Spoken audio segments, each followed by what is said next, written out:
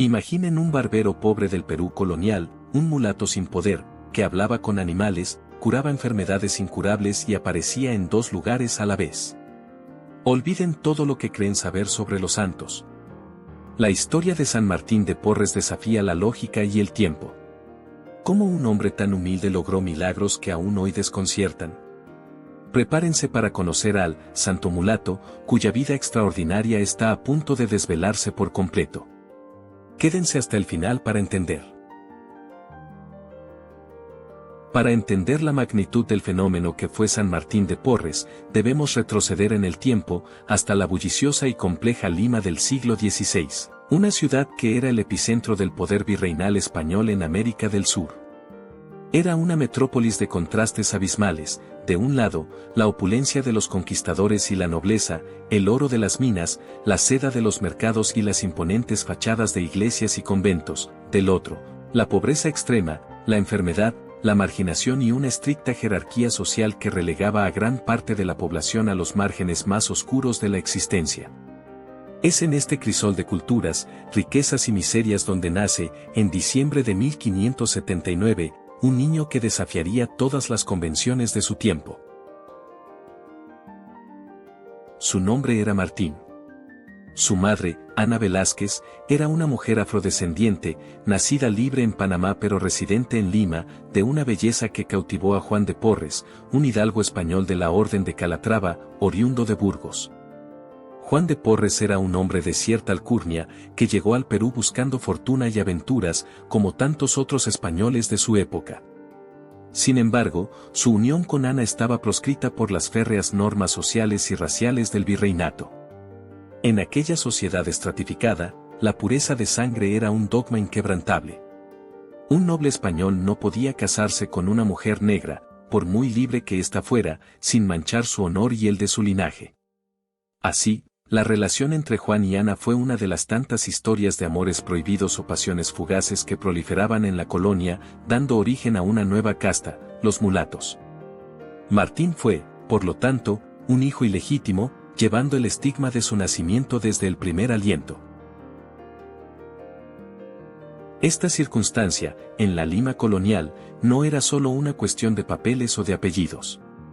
Significaba una sentencia social que lo ubicaba en el escalón más bajo de la pirámide, por debajo incluso de los indígenas y solo por encima de los esclavos. Ser mulato en ese entonces era ser un paria. Un ser relegado, destinado a oficios humildes, a vivir con la constante discriminación y a ver cerradas las puertas de cualquier ascenso social o eclesiástico. Ana Velázquez, con todas las dificultades que enfrentaba una mujer soltera y de color en aquella época, hizo todo lo posible para sacar adelante a su pequeño Martín y, más tarde, a su hermana Juana, nacida 2 años después, también hija de Juan de Porres. La vida de Martín, desde sus primeros años, estuvo marcada por la escasez, por la ausencia de una figura paterna constante y por la lucha diaria de su madre para garantizar su sustento y el de su hermana. Las calles de Lima, con sus olores a especias exóticas, a sudor y a la sal del Pacífico, fueron su primer hogar y escuela. La vida de un niño mulato, ilegítimo y pobre en el virreinato no auguraba un futuro prometedor. Sin embargo, en el pequeño Martín ya se vislumbraban destellos de una personalidad excepcional. Desde muy temprana edad, mostró una inclinación natural hacia la piedad y la compasión. A pesar de las privaciones que él mismo sufría, su corazón siempre estuvo abierto al dolor ajeno. Se cuenta que, incluso siendo un niño, si alguien le daba una moneda o un trozo de pan, no dudaba en compartirlo con otros que parecían estar en peor situación. Esta caridad innata, lejos de ser un rasgo común, era un signo extraordinario en un mundo tan competitivo y desigual. Su madre, Ana, aunque atareada con los quehaceres para subsistir, inculcó en sus hijos una profunda fe cristiana, que Martín absorbió con una devoción inusual para su edad. Alrededor de los 8 años, su padre, Juan de Porres, quien había sido nombrado gobernador de Panamá y luego de Guayaquil, hizo un intento, quizás por un atisbo de conciencia o por presión social, de reconocer a sus hijos. Los llevó consigo a Guayaquil por un breve periodo, con la intención de proporcionarles una educación y un futuro mejor. Fue un respiro temporal en la vida de pobreza de Martín y Juana. Allí, Martín tuvo la oportunidad de asistir a la escuela y aprender las primeras letras, algo inusual para un niño de su condición. Sin embargo, la permanencia de su padre en Guayaquil no duró mucho. Juan de Porres era un hombre ambicioso, con una carrera militar y política que lo llamaba a otros horizontes. Pronto, su camino lo llevó a Potosí, y los pequeños Martín y Juana fueron devueltos a Lima, bajo el cuidado de su madre, con una modesta pensión que rara vez llegaba a tiempo o en su totalidad. Esta breve experiencia de relativa comodidad solo acentuó el contraste con la dura realidad que les esperaba de nuevo en la capital virreinal. La esperanza de una vida diferente se desvaneció tan rápido como había aparecido, dejando a Martín de nuevo en la precariedad, pero con una semilla de conocimiento y una conciencia aún más aguda de la injusticia social. De vuelta en Lima, y con las necesidades apremiantes de su familia, era imperativo que Martín aprendiera un oficio. A la edad de 12 años, su madre, buscando asegurarle alguna habilidad que le permitiera ganarse la vida, lo puso como aprendiz de un barbero cirujano. Este no era un oficio trivial en la época colonial. Los barberos no solo cortaban el cabello y afeitaban barbas, eran los cirujanos menores de la sociedad.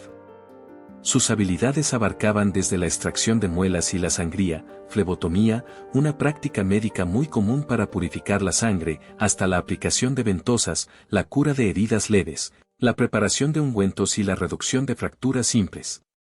Era un oficio que ponía a Martín en contacto directo con el dolor humano, con la enfermedad y con la fragilidad de la vida.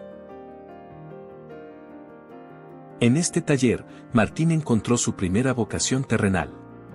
No solo demostró una habilidad manual excepcional y una inteligencia despierta para aprender las técnicas médicas básicas, sino que su trato con los enfermos era extraordinario. Su compasión natural florecía en cada curación, en cada palabra de aliento que ofrecía a los pacientes, muchos de ellos tan o más pobres que él.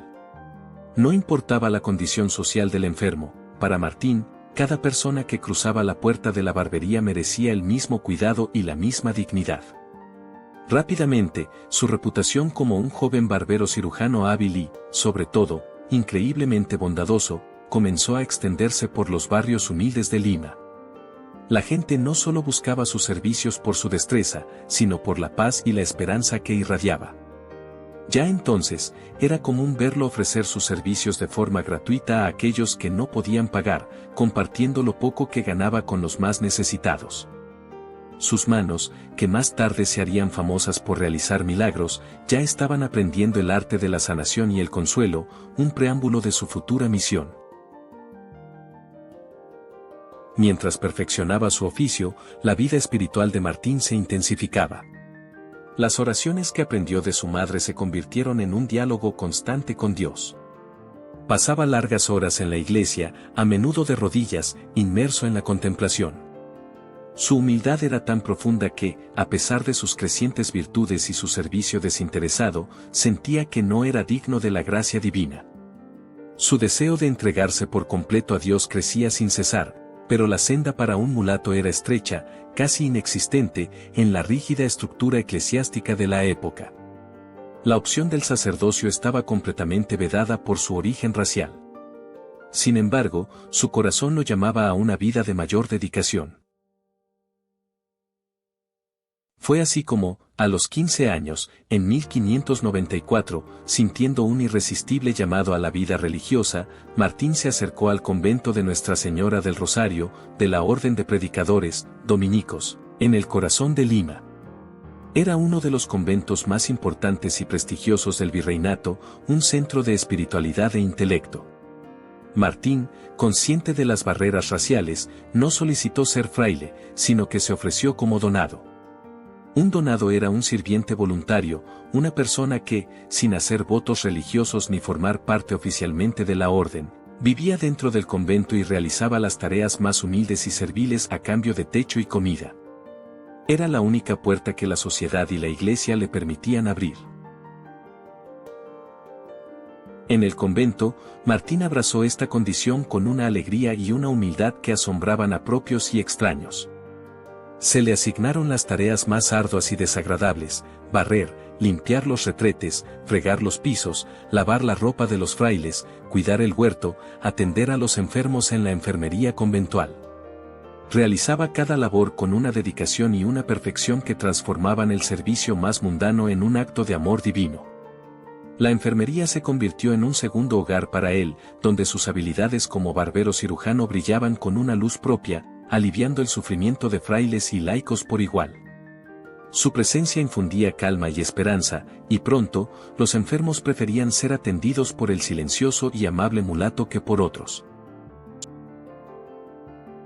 Pero la vida de Martín en el convento no estuvo exenta de desafíos. A pesar de su devoción y su incansable servicio, el prejuicio racial persistía. Algunos frailes lo menospreciaban por su origen, recordándole constantemente su lugar en la jerarquía social. No faltaban las palabras hirientes, los gestos de desdén, la indiferencia ante su bondad. Martín soportaba todo esto con una paciencia y una humildad sobrenaturales. Nunca respondía con ira o resentimiento. Al contrario, ofrecía cada humillación como una ofrenda a Dios, profundizando aún más en su vida de oración y penitencia.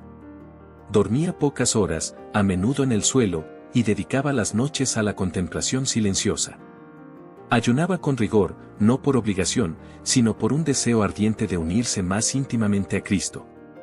Esta coherencia entre su vida interior y exterior, entre su servicio y su oración, comenzó a llamar la atención de algunos frailes, que vieron en él no solo a un sirviente, sino a un hombre de Dios. Entre ellos, destacó la figura de Fray Juan de Lorenzana, maestro de novicios y una persona de gran discernimiento espiritual. Fray Juan, observando la virtud inquebrantable de Martín, su caridad sin límites y la profunda paz que emanaba de su ser, empezó a abogar por él. No era fácil.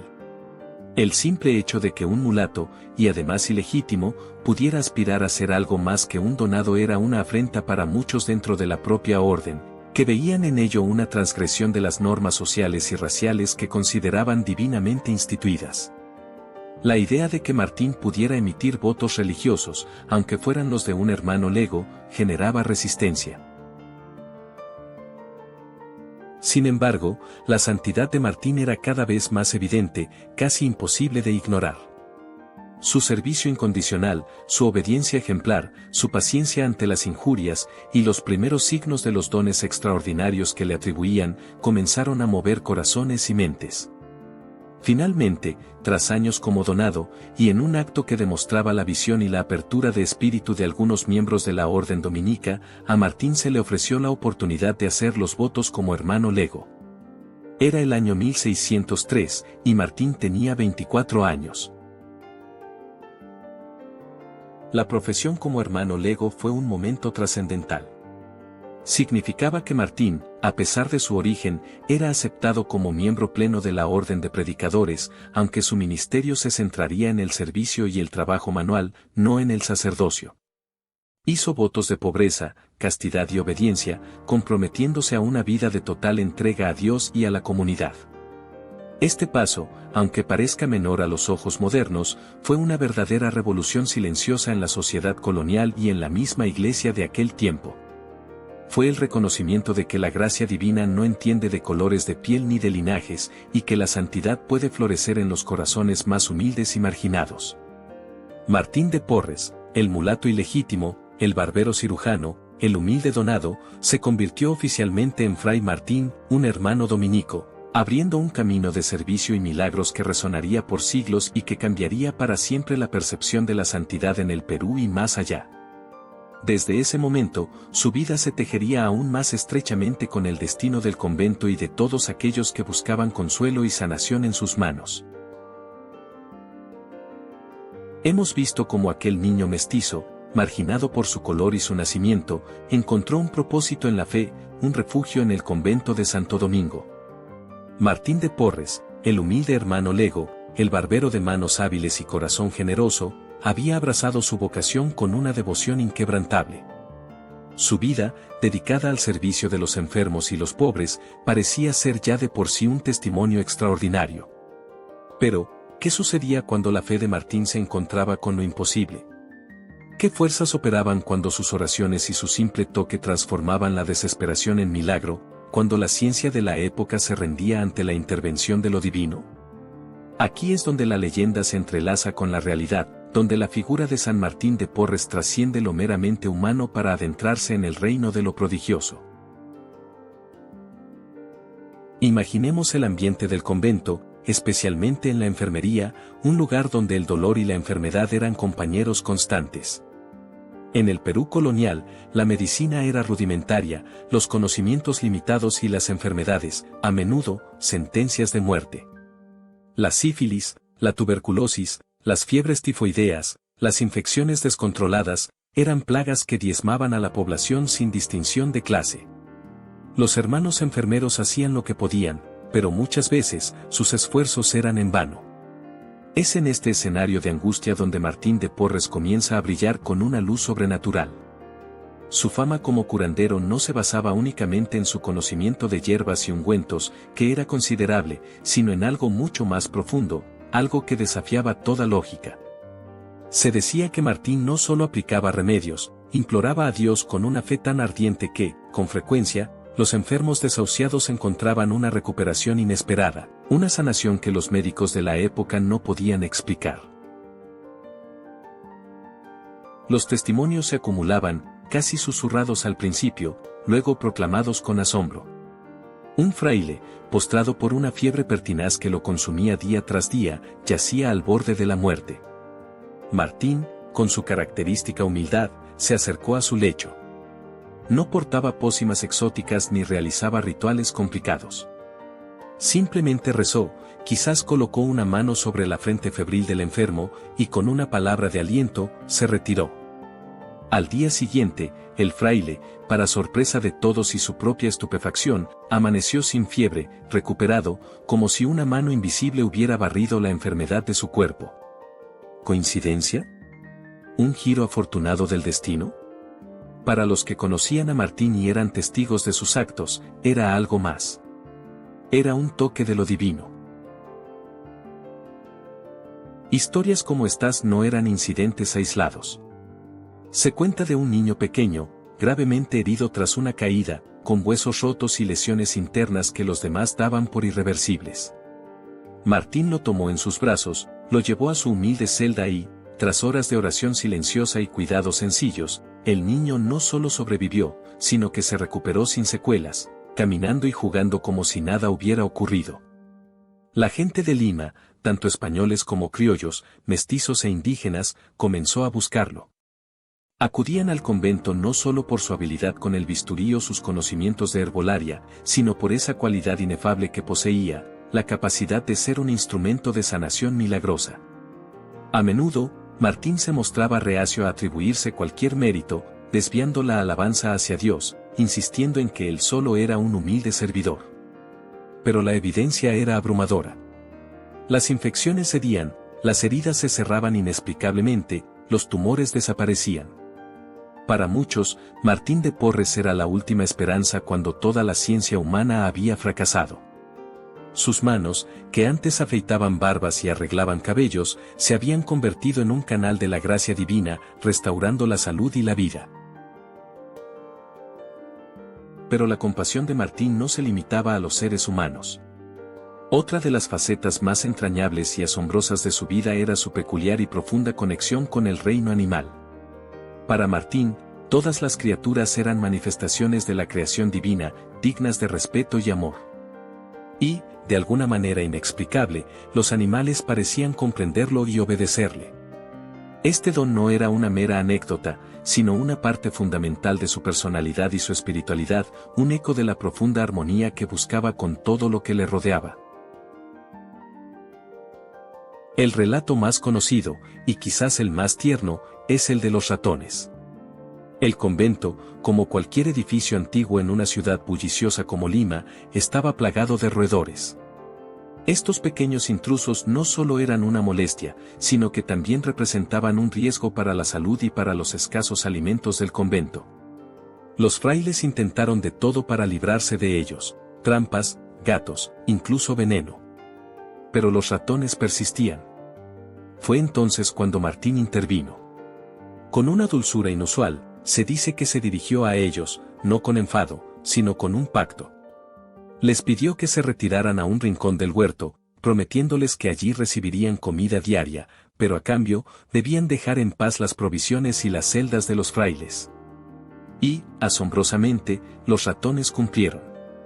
Martín los alimentaba cada día en el lugar acordado, y el convento se libró de su plaga, sin necesidad de recurrir a la violencia o al exterminio. Esta interacción no era una excepción. Los perros callejeros, a menudo maltratados y hambrientos, se acercaban a Martín en busca de consuelo y alimento, y él siempre los recibía con ternura. Se cuenta que tenía un perro, un gato y un ratón viviendo en armonía en su propia celda, una imagen que desafía la lógica natural y que habla de una capacidad única para tender puentes entre especies, para crear un ambiente de paz donde la depredación natural se suspendía por un momento. Su voz, dulce y persuasiva, parecía tener un efecto calmante sobre los animales más indómitos. Cuando los bueyes que araban el huerto se fatigaban o se volvían tercos, bastaba con que Martín se acercara y les hablara para que reanudaran su labor con renovado vigor. Esta conexión no era vista como brujería o magia, sino como una extensión de su caridad y su profundo respeto por toda la vida, un reflejo de su capacidad de amar a la creación de Dios en su totalidad. Era el mismo amor que aplicaba a los humanos, pero extendido a los animales, demostrando que la empatía y la bondad no tienen fronteras de especie. Los frailes y los vecinos lo atestiguaban, Martín de Porres realmente hablaba con los animales, y ellos, a su manera, le respondían. Pero si los milagros de sanación y su comunicación con los animales ya eran extraordinarios, había otro don que elevaba a San Martín de Porres a un plano místico, un fenómeno que desafía las leyes del espacio y el tiempo de una manera que pocos santos han experimentado, la bilocación. Este es el don de estar en dos o más lugares simultáneamente, un concepto tan asombroso que resulta difícil de asimilar incluso para las mentes más abiertas. Los primeros relatos de la bilocación de Martín surgieron de manera confusa, casi como rumores, hasta que la evidencia se hizo innegable. La gente en Lima reportaba haber visto a Martín en el convento, realizando sus tareas habituales, cuidando a los enfermos, barriendo los pasillos.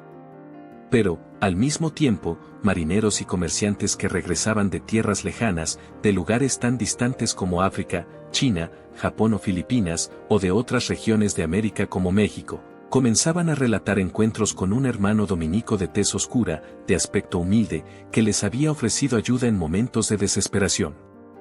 ¿Cómo era esto posible? ¿Cómo podía el humilde mulato de Lima estar en el mismo instante en las antípodas del mundo? Los testimonios eran variados y sorprendentes. Un hombre en una misión remota de África, abandonado y agonizante, afirmó haber sido auxiliado por un fraile que encajaba perfectamente con la descripción de Martín.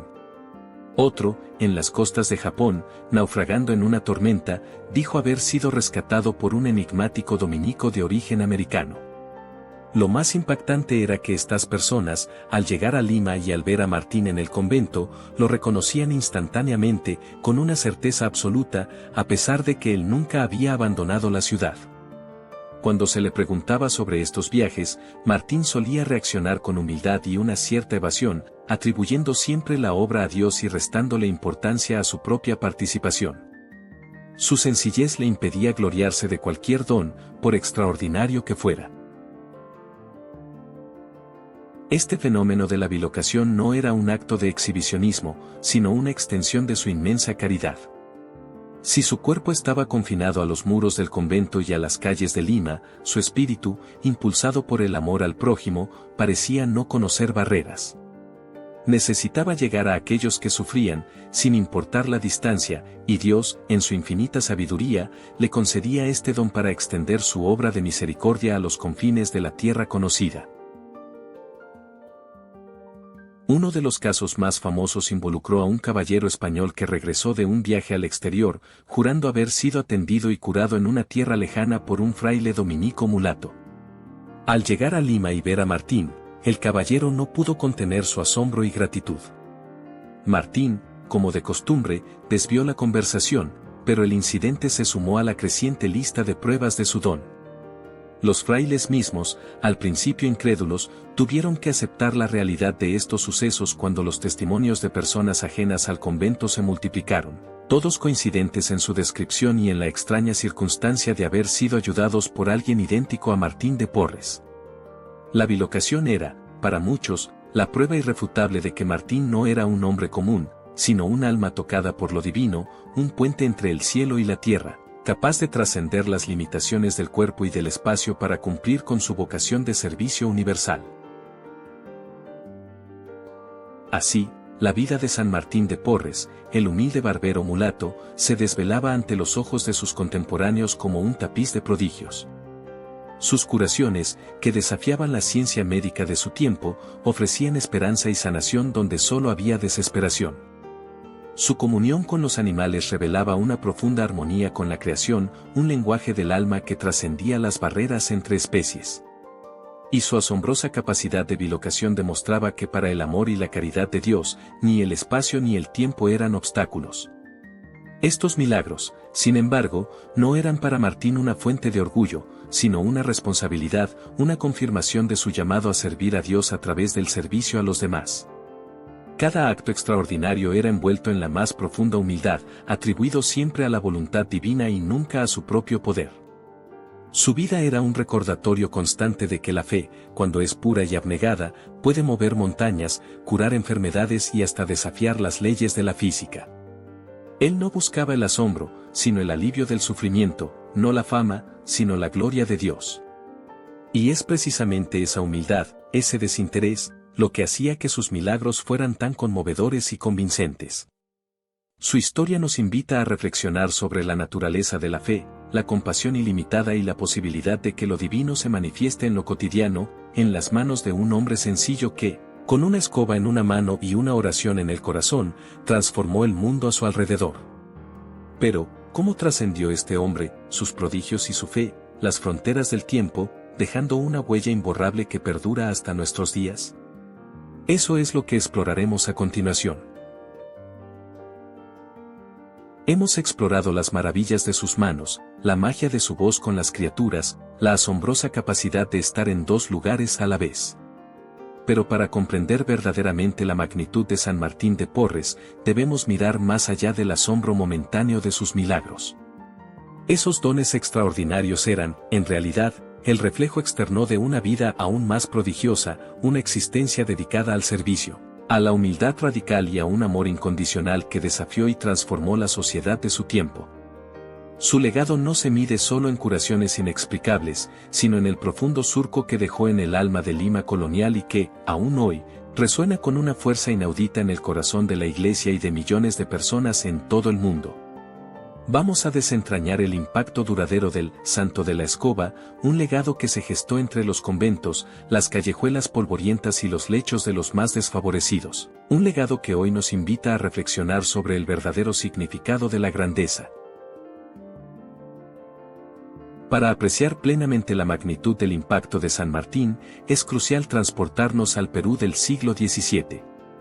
Lima, la ciudad de los reyes, era un epicentro de desigualdades profundas, un espejo brutal de la jerarquía social del Imperio español. La sociedad estaba rígidamente estratificada, peninsulares, criollos, mestizos, indígenas, y en el escalón más bajo, los africanos y los mulatos, como San Martín. El color de la piel dictaba el destino, la riqueza y la dignidad. La pobreza y las enfermedades diezmaban a la población.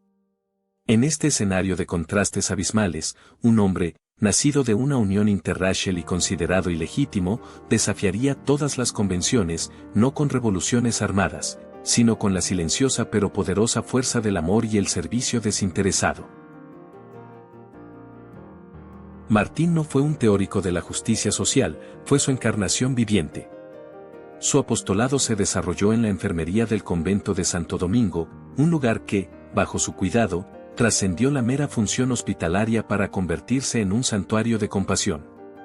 Allí, sin importar su condición, cada enfermo recibía atención meticulosa y trato digno. Cuidaba a frailes, mendigos de las calles, esclavos heridos, españoles o indígenas sin distinción. Más allá del convento, su influencia se extendía por la ciudad. transformó parte de su celda en una rudimentaria enfermería, acogiendo a los más desamparados, a quienes ni siquiera el hospital oficial quería recibir por su extrema pobreza o la naturaleza de sus enfermedades. En un mundo donde la higiene era precaria y el contagio constante, Martín se acercaba sin temor a los leprosos, a los afectados por viruela, a los llagados, a los moribundos, ofreciéndoles medicinas, consuelo y oración. Pero su caridad iba mucho más allá de las curaciones físicas. San Martín fue un pionero en lo que hoy llamaríamos asistencia social integral. Consciente de que la enfermedad a menudo era un síntoma de pobreza estructural, dedicó sus energías a aliviar la miseria. Estableció el asilo y escuela de la Santa Cruz para niños abandonados, ofreciéndoles refugio, alimento y educación. Del mismo modo, fundó la Casa de Santa Cruz para acoger a ancianos desamparados, proporcionándoles un hogar digno. Estos gestos requerían una logística formidable sin instituciones de bienestar social. Martín no solo tuvo la visión, sino la increíble capacidad de movilizar recursos. Utilizaba su carisma y reputación para conseguir donaciones de los más acaudalados de Lima, convenciendo a virreyes, nobles y comerciantes de invertir en caridad. Su habilidad para persuadir a la élite de una sociedad tan clasista a apoyar a los más humildes fue una hazaña. No era un simple mendigo, era un intercesor moral, cuya autenticidad desarmaba las barreras de clase y prejuicio. Su humildad fue clave en su impacto trascendente. En una sociedad obsesionada con el estatus, San Martín eligió voluntariamente la posición más baja. Siendo de origen humilde y mulato, las puertas le estaban cerradas para ascender. Pero él no solo aceptó esas limitaciones, las abrazó como una virtud. Se contentaba con ser hermano lego, el sirviente del convento, realizando las tareas más modestas: barrer, limpiar, lavar, cultivar. La escoba que se convirtió en su símbolo no era un mero accesorio, era la extensión de su filosofía de vida. Con ella, purificaba el espacio físico y simbólicamente limpiaba el alma de la sociedad limeña, mostrando que la verdadera grandeza no residía en el poder o la riqueza, sino en el servicio humilde y desinteresado. Esta elección radical de humildad le otorgó una autoridad moral que pocos poseían. La gente acudía a él por su autenticidad y milagros. Era el sanador, el hombre que compartía su pan, que escuchaba sin juzgar, sin pedir nada a cambio. Su pureza de intención desarmaba cualquier prejuicio. Nobles, obispos y gobernantes buscaban su consejo y su intercesión, a pesar de su condición de mulato lego. Su humildad no era una debilidad, sino una fuente inagotable de fortaleza, una armadura contra la vanidad, y un imán para la compasión y la generosidad. Él personificaba la idea de que los últimos serían los primeros, no en revancha, sino en servicio. Pero el legado de San Martín no se limitaría a su acción social. Su vida fue un testimonio viviente de una profunda espiritualidad, que era el motor de toda su obra. No era un activista social en el sentido moderno, sino un místico de la caridad. Su jornada comenzaba y terminaba con la oración, con contemplación y penitencias. De esa intimidad con Dios brotaba la inagotable fuente de amor que derramaba sobre el prójimo. Entendía que cada acto de servicio, curación o consuelo, era una forma de servir a Cristo mismo en sus hermanos más pequeños.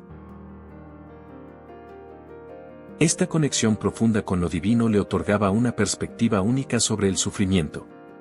Para él, el dolor era oportunidad de purificación y fe. Por eso, al lado de la medicina, siempre ofrecía el consuelo espiritual, la oración y el ánimo. Su celda, lejos de ser un simple aposento, se transformó en un centro espiritual donde se gestaban proyectos de caridad y donde Martín alcanzaba estados místicos. Desde allí, su influencia espiritual se irradiaba, contagiando a otros frailes y laicos con su celo por la santidad y el servicio. Y así llegamos al símbolo que lo define, la escoba. Más allá de un mero objeto, la escoba de San Martín de Porres es un poderoso manifiesto. En un mundo donde la nobleza y la riqueza eran los pilares del prestigio, Martín elevó el acto más humilde a la categoría de sacramento. La escoba se convirtió en el cetro de su reino espiritual, un reino donde el más grande era el que servía a todos. Representa la limpieza no solo del suelo, sino del alma, la purificación de prejuicios y divisiones, la barrera contra el orgullo. Es un recordatorio de que la santidad no se encuentra en grandes hazañas o puestos de poder, sino en la fidelidad a las pequeñas tareas cotidianas realizadas con un amor extraordinario. Nos dice que no hay trabajo indigno si se realiza con dignidad, y que toda persona es significativa a los ojos de Dios. Es una lección para todos, en todas las épocas, sobre el valor intrínseco de cada ser humano. El impacto de San Martín de Porres no terminó con su muerte en 1639. Su fama de santidad se extendió rápidamente por el virreinato del Perú, y no pasó mucho tiempo antes de que su devoción cruzara el océano, llegando a España, otras partes de Europa, Filipinas y toda América Latina. Su beatificación en 1837 y canonización por Juan XXIII en 1962 fueron la culminación formal de una veneración popular arraigada. Al ser el primer santo mulato de América, su figura adquirió una resonancia especial en comunidades afrodescendientes y mestizas, convirtiéndose en un símbolo de esperanza, dignidad y reconocimiento en un mundo que a menudo les negaba a ambos. Demostró que la santidad no conocía barreras raciales ni sociales, que la gracia de Dios podía florecer en cualquier corazón, sin importar su origen. Su canonización en pleno siglo XX, en medio de los movimientos por los derechos civiles y la búsqueda de justicia social, no fue una coincidencia. Juan XXIII, al declararlo santo, lo presentó como un modelo de humildad, servicio y amor interracial, valores cruciales para la Iglesia y la sociedad moderna.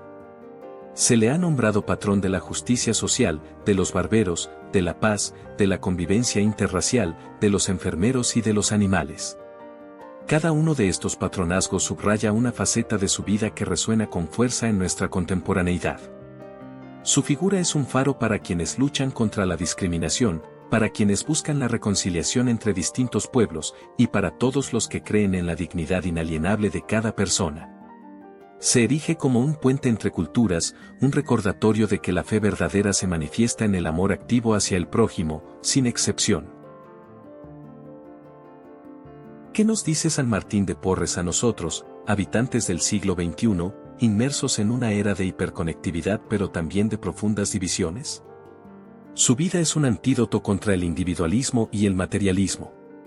En un mundo obsesionado con el éxito, la riqueza y el reconocimiento, Él nos muestra que la verdadera felicidad y el impacto duradero se encuentran en el desapego, el servicio y la construcción de una comunidad atenta a cada necesidad. Su ejemplo nos reta a mirar más allá de las etiquetas, de los prejuicios raciales y de las barreras económicas, para ver en cada persona la imagen de Dios, digna de amor y respeto. En un tiempo donde la polarización domina los discursos, San Martín nos ofrece el modelo de un hombre que, con su presencia y acción desinteresada, logró unir a personas de todos los estratos y razas, demostrando que la caridad es el lenguaje universal que puede trascender cualquier diferencia. Su mensaje de humildad es vital hoy. En un entorno donde las redes sociales nos empujan a construir una imagen perfecta y a buscar la aprobación constante, el santo de la escoba nos invita a encontrar la plenitud en la discreción, en el trabajo silencioso, en la entrega sin esperar recompensa. Nos enseña que las acciones más pequeñas, realizadas con un corazón puro, tienen el poder de transformar el mundo. La lección de San Martín es que cada uno de nosotros, con nuestros talentos, puede ser un agente de cambio, constructor de un mundo más justo y compasivo. No se necesita ser un héroe espectacular, solo un servidor fiel y humilde. Su legado es una interpelación constante a nuestra vida, una llamada a la acción que nos insta a barrer la indiferencia, limpiar la injusticia y edificar un mundo donde la caridad reine. Así, la figura de San Martín de Porres emerge no solo como un hacedor de milagros, sino como un titán de la caridad, un arquitecto de la inclusión social y un faro espiritual cuya luz sigue guiando a la humanidad.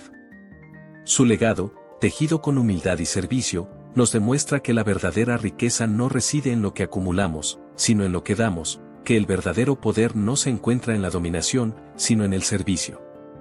Hemos visto cómo un hombre, nacido en los márgenes de la sociedad colonial, logró trascender todas las barreras para convertirse en un pilar de fe y esperanza. Pero la historia de este barbero que conquistó el cielo, este santo mulato de Lima, aún tiene un capítulo final que desvelar.